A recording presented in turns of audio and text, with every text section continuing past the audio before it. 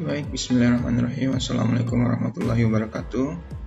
Alhamdulillah kita bertemu di pertemuan pertama di mata kuliah Asas dan Studio Perancangan Arsitektur 1. Nah, untuk minggu ini kita perkenalan dulu, introduction dulu. Bersama saya, dosen pengampu di kelas 1D ini, Ahmad Ibrahim Rahmani, STMSC. Nah, setelah kemarin kita berkenalan lebih lanjut tentang mata kuliah ini, kemudian bagaimana pokok bahasan di mata kuliah ini per minggunya, apa aja tugas yang akan kita kerjakan. Nah, untuk di video pembelajaran kali ini saya ingin men-share materi lebih lanjut lagi tentang mata kuliah Asas dan Studio Perancangan ini, khususnya untuk teman-teman mahasiswa baru.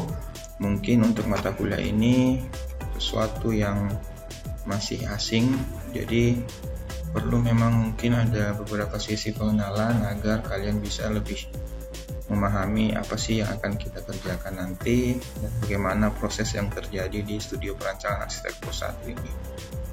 Nah, sebelum kita memulai masuk ke materi pokok dari Asas dan Studio Perancangan, tentu kalian juga punya motivasi tersendiri kenapa masuk di jurusan arsitektur. Nah, itu juga perlu didalami dulu, perlu masing-masing dari kalian untuk memahami diri masing-masing. Kenapa sih saya mau masuk di jurusan arsitektur?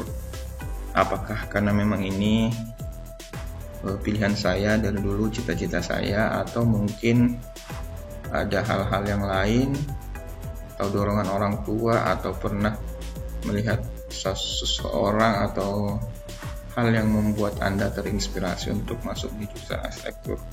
Kenapa hal ini perlu ditanyakan atau perlu didalami di masing-masing? Karena motivasi untuk mengikuti sebuah kegiatan atau sebuah aktivitas itu sangat penting, karena dengan mengetahui dari mana asal motivasi itu, kita bisa mengembangkan minat kita.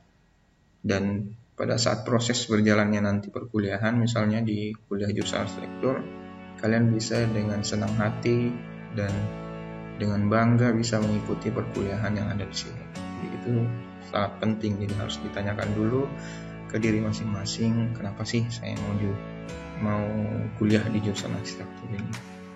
Nah, atau mungkin ada salah satu di antara kalian yang berkata bahwa saya kuliah di jurusan arsitektur karena mau jadi arsitek. Ya tentu, itu nggak salah, karena memang satu-satunya jurusan yang melatih dan mendidik calon arsitek ya di jurusan teknik arsitektur tentunya.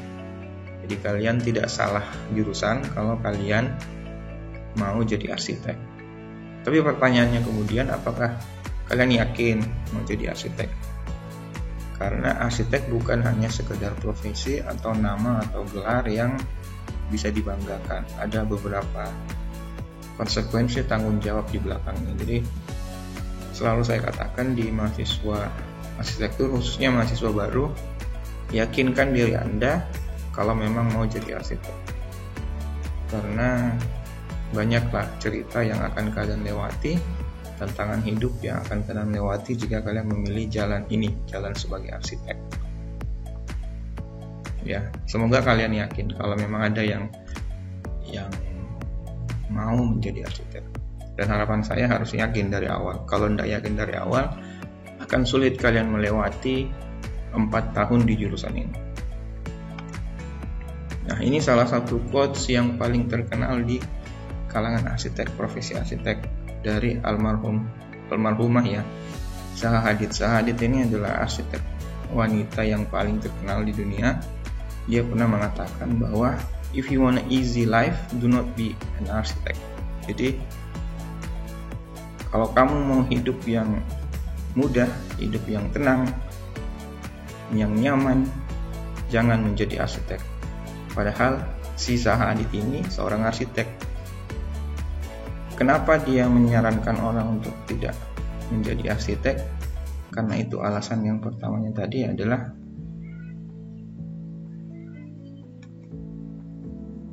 ini.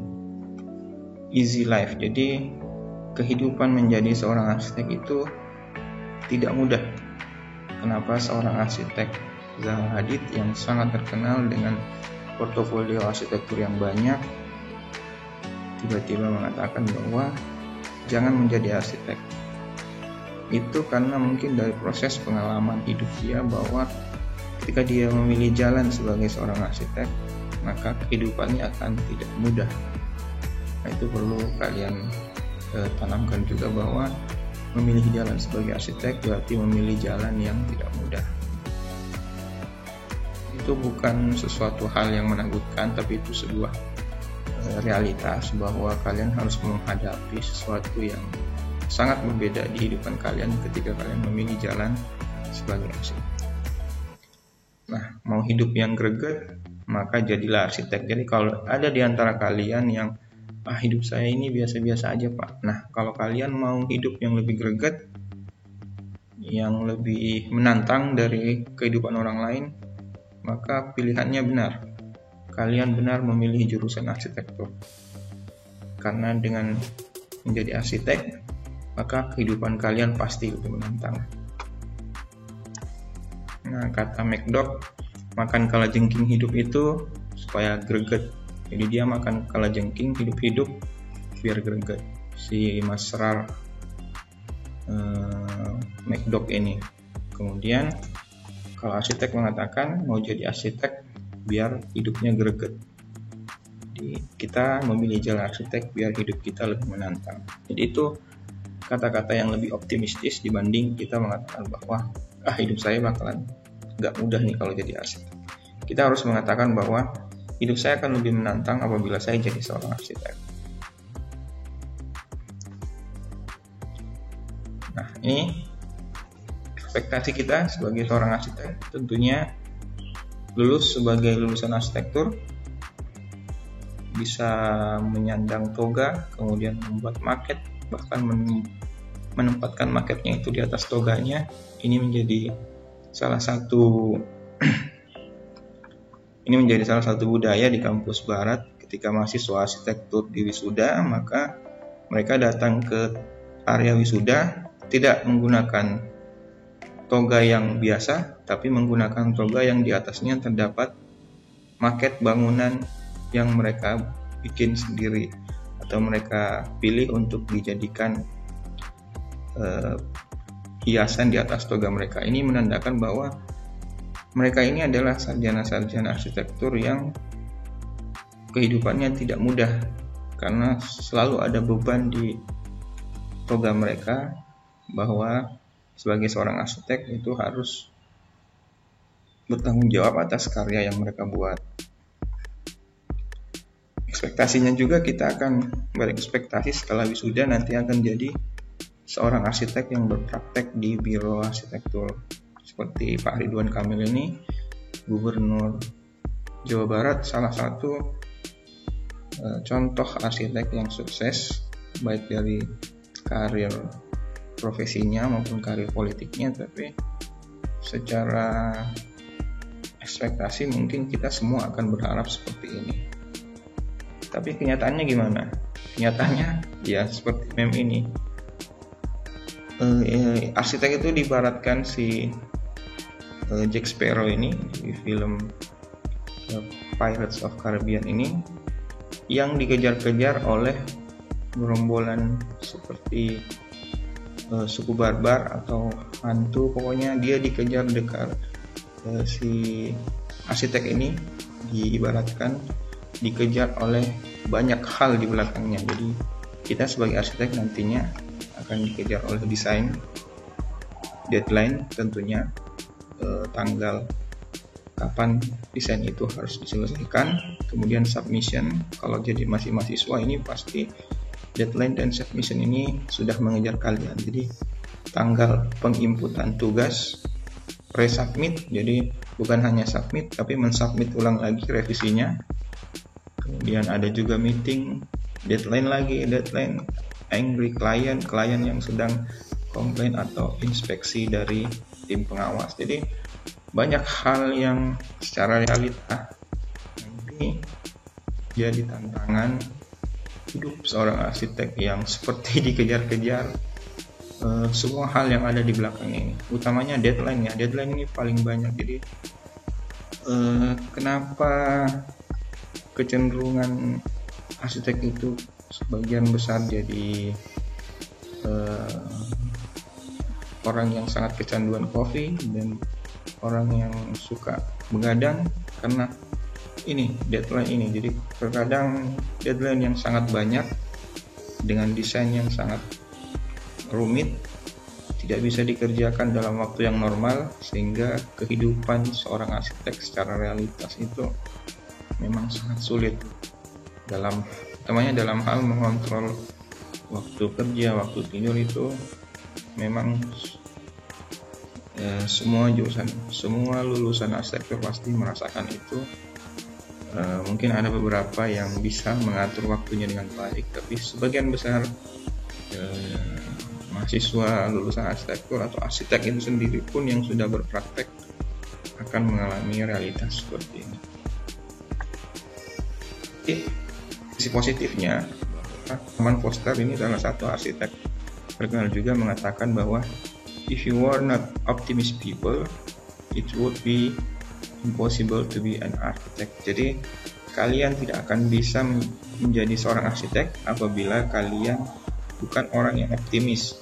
Nah, itu salah satu kuncinya untuk menjadi arsitek adalah kita harus optimis. Jadi meskipun banyak tantangan di belakang yang mengejar kita ini dan kehidupan kita akan tidak tenang, akan ruwet, tapi kita tetap harus optimis. Seperti si Jack Sparrow ini, saking optimisnya dia berlari meskipun dikejar banyak orang.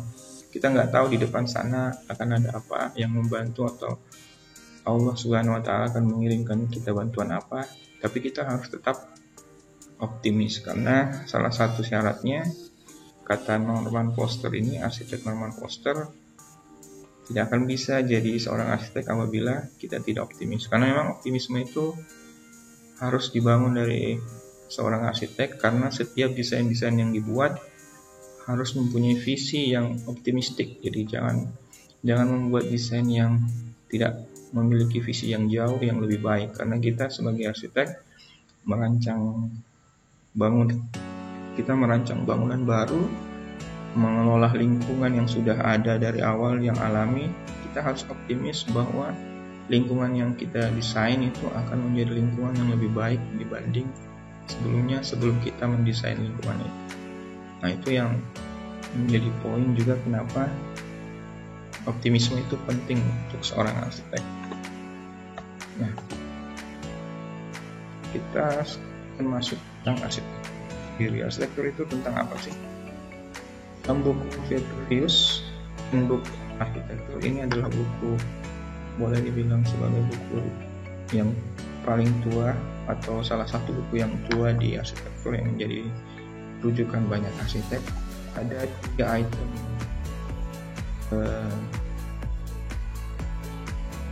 menjadi tolak ukur atau hal yang akan kita selalu ulas atau selalu bahas dalam dunia arsitektur sendiri. Pertama adalah tentang keindahan, tentunya venusitas. Jadi keindahan tentunya akan menjadi salah satu aspek yang akan selalu dipertimbangkan dalam desain-desain arsitektur. Kemudian ada firmitas. Firmitas ini soal kekuatan structure, karena kita tergabung dalam rumpun ilmu engineering juga, maka aspek-aspek teknikal kekuatan itu sangat penting untuk dipelajari juga. Kemudian yang terakhir ada utilitas atau function atau keberfungsian. Jadi selain dia cantik, indah, kemudian kuat, yang terakhir tentu pastinya harus berfungsi. Jadi bangunan itu harus memenuhi 3 kriteria ini agar bisa dikategorikan sebagai karya arsitektur yang baik. Dia harus berfungsi secara baik, memiliki estetika juga yang baik, dan kekuatan yang baik. Dan ketiga-tiganya ini harus dalam satu keseimbangan yang baik juga. Dan di studi perancangan arsitektur ini kita belajar soal apa? Kalau dari 3 kriteria tadi atau aspek tadi yang kita pelajari, maka studi perancangan arsitektur bahas fokus ke dua item ini. Jadi itemnya soal vanitas, keindahan, dan utilitas atau keberfungsian. Kita akan banyak membahas atau menganalisis tentang kedua poin ini.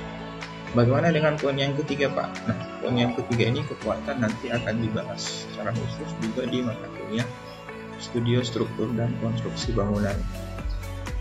Nah, untuk mata kuliah kita ini di ASPA, kita akan fokus ke dua ini, bagaimana membuat bentukan-bentukan yang secara estetik bagus, dan kemudian bagaimana membuat konsep-konsep yang estetik itu bisa berfungsi dengan baik. Ini studio arsitektur ya, yang menekankan pada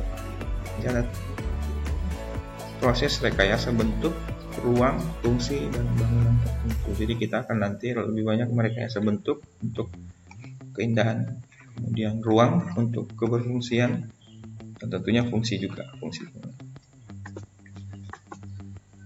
Nah, kemudian banyak yang bertanya, studio itu apa, Pak? Waktu saya SMA saya tidak pernah dengar kata studio. Studio itu yang saya pernah dengar studio rekaman, studio musik waktu saya SMA. Kalau di mata kuliah kok ada studio ya, Pak? Apa kita main musik atau merekam sesuatu?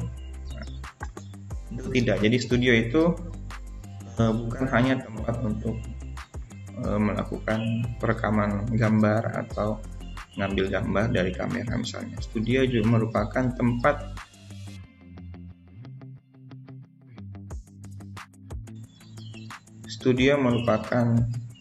untuk menekuni sesuatu. Jadi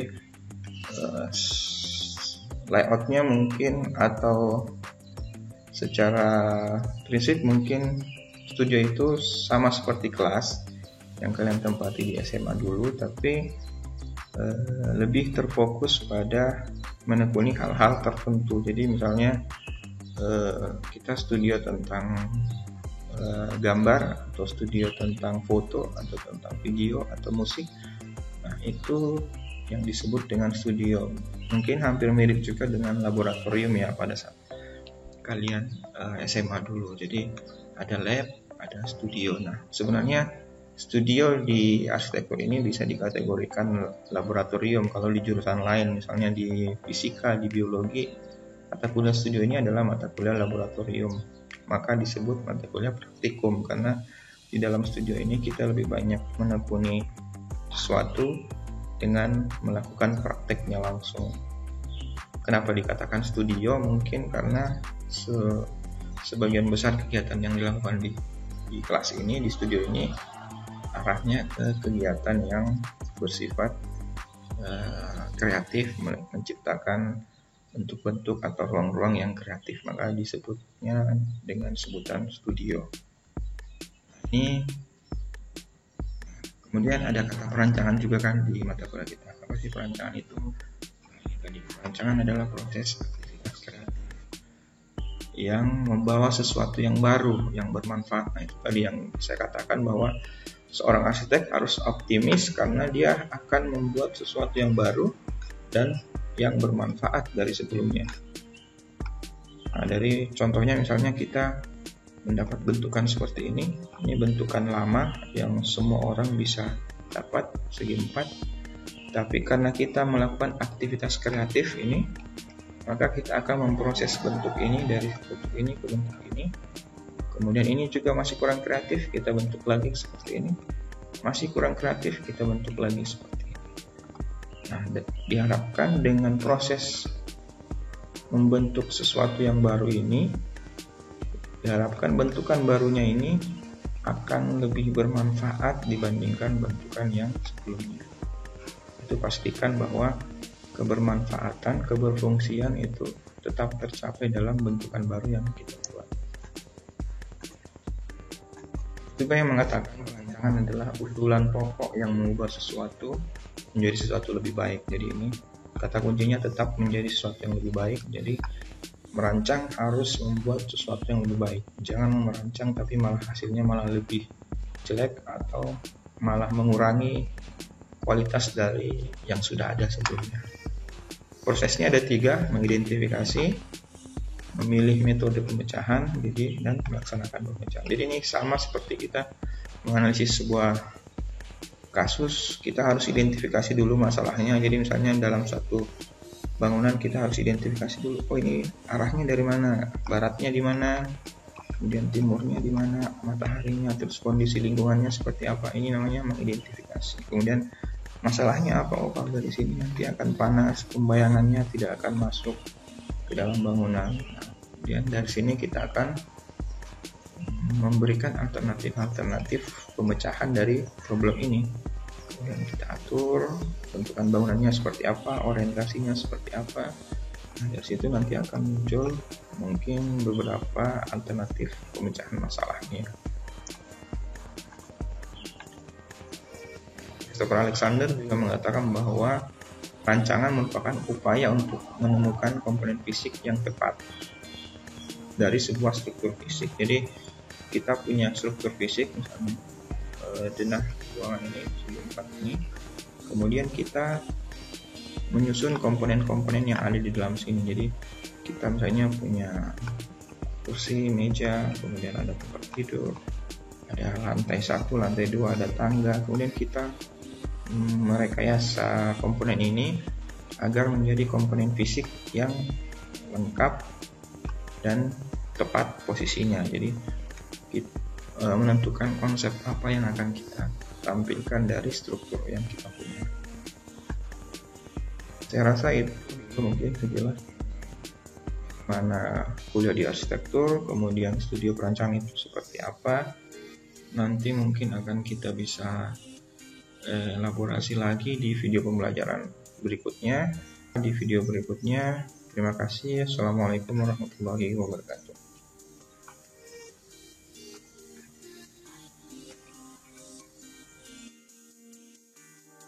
Ini tugasnya, silakan dikerjakan sesuai dengan instruksi.